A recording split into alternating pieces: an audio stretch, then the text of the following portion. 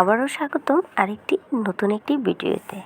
আজকে আমি খুবই সুন্দর, রমণীয় আর একদমই মজাদার একটি পিঠার রেসিপি শেয়ার করছি। অবাক হয়ে যাচ্ছ যে এটা কি বাস্তবে নাকি? হ্যাঁ, বোঝার মতো কোনো কায়দায় নেই এরকম সুন্দর পিঠাটা।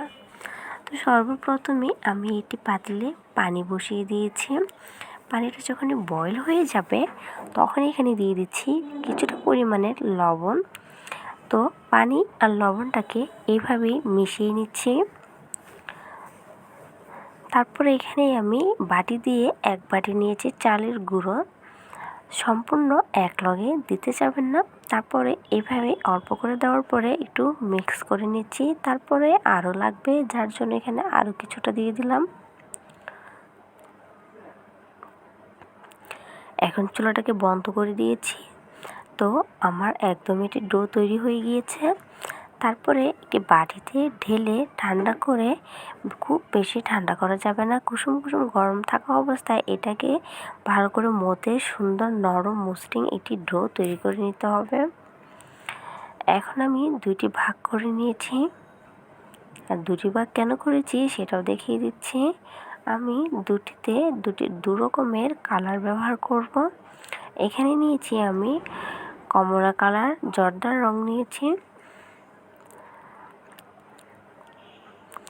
এখন এটাকে কালার করে এভাবে ছোট ছোট করে লেচি কেটে নিচ্ছে। সবগুলা থেকে একই সাইজভাবে আমি লেচিগুলো কেটে নিব। এখন আমি যে আরেকটি বাটিতে যে সাদা যে কালারটা রেখেছিলাম এটাকেও এখন কালার করে নিব।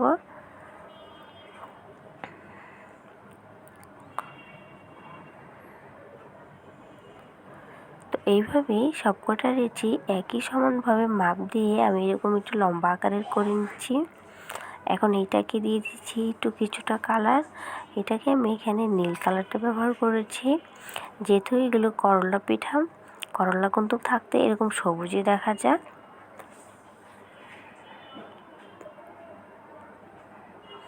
এখন কালারটা মিক্স করা হয়ে গিয়েছে। এখন এটাকে একটি সাইডে রেখে দিচ্ছি।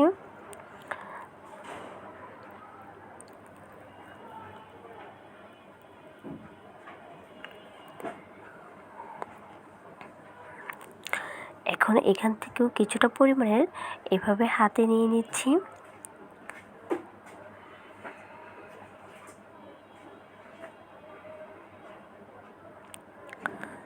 তো এইভাবেই আমি দু হাতের তালুতে নিয়ে একটু গোল আকারে করে নিয়ে এভাবে দুটি পিঠাকে একসঙ্গে লাগিয়ে নিব। তারপরে আমি আগে থেকে যে নারকেলগুলোকে রেখেছিলাম, আমি এখানে কোনো রকমের খিসা ব্যবহার করছি না, সরাসরি নারকেল দিচ্ছি ভিতরের পুরটা। এভাবেই একটি পিঠার শেপ দিয়ে দেখিয়ে দিচ্ছি কিভাবে তৈরি করতে হয়। অনেকটা পুলি পিঠার মতো সর্বপ্রথম এভাবে শেপ দিয়ে নিতে হবে হাত দিয়ে। তারপরে আমি এভাবেই সাইড থেকে এভাবে হাত দিয়ে দাড়ি কেটে নিচ্ছি।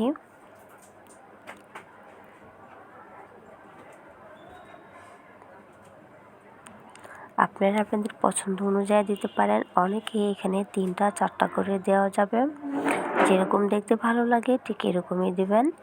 তারপরে একটি কাঁটা চামচ দিয়ে মাঝখান থেকে এভাবে একটু দাগ করে দিচ্ছি। তো তৈরি হয়ে গিয়েছে আমার একটি পিঠা।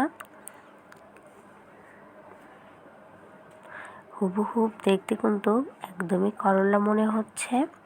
তো এইভাবেই সম্পূর্ণ পিঠা আমি তৈরি করে নিয়েছি। কিছুটা দেখেন আমার হাতে এটি বাস্তবে একটি করলা রেখেছি। এখন যে করলার যে এখানে ডাঁটাটা আছে এগুলো আমি একটু ছেড়ে নিয়েছি। এখন সেই ডাঁটাগুলো আমি যে পিঠাগুলো তৈরি করেছি যেন একদমই করলার মতো দেখতে লাগে, সেই ডাঁটাগুলো এখন সে পিঠার এইভাবে মাঝখান থেকে একটু গেঁথে দিচ্ছি, দিয়ে মুখটাকে এভাবে আটকিয়ে দিব। এভাবেই সম্পূর্ণ ডাঁটা আমি পিঠার গায়ে লাগিয়ে দিব। তো করলার যে পিঠাগুলো তৈরি করেছি বোঝার কোনো কায়দা নেই যে এটা আপনি পিঠা তৈরি করেছেন। হুবহুব করলার মতো দেখতে নিচে থেকে আমি কত সুন্দরভাবে সাইজিং করেই কিন্তু পিঠাগুলো তৈরি করেছি।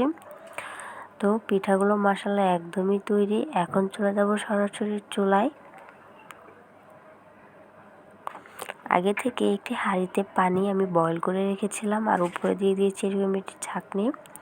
এখন সম্পূর্ণ পিঠা সেই ছাঁকনির উপরে দিয়ে আমি এগুলোকে ভাপ দিয়ে নিব। এগুলো কিন্তু সিদ্ধ করার পরে আরও মাশাআল্লাহ কালারফুল লাগবে দেখতে। এখন ঢেকে দিচ্ছি।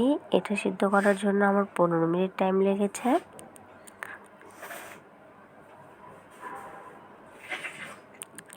একটু দেখিয়ে দিচ্ছি সিদ্ধ হয়েছে কিনা। তো হাতে যেহেতু লেগে আসেনি, তার মানে এগুলো সিদ্ধ হয়ে গিয়েছে। এখন ঠান্ডা করে পরিবেশন করে আপনাদেরকে দেখাচ্ছি। মাশাআল্লাহ কত সুন্দর হয়েছে। এই পিঠাটা কোনো গায়ে হলুদের অনুষ্ঠানে আপনারা পরিবেশন করতে পারেন, কিংবা কোনো অতিথি আপ্যায়নেও মাশাআল্লাহ অনেক সুন্দর লাগবে টেবিলে পরিবেশন করলে।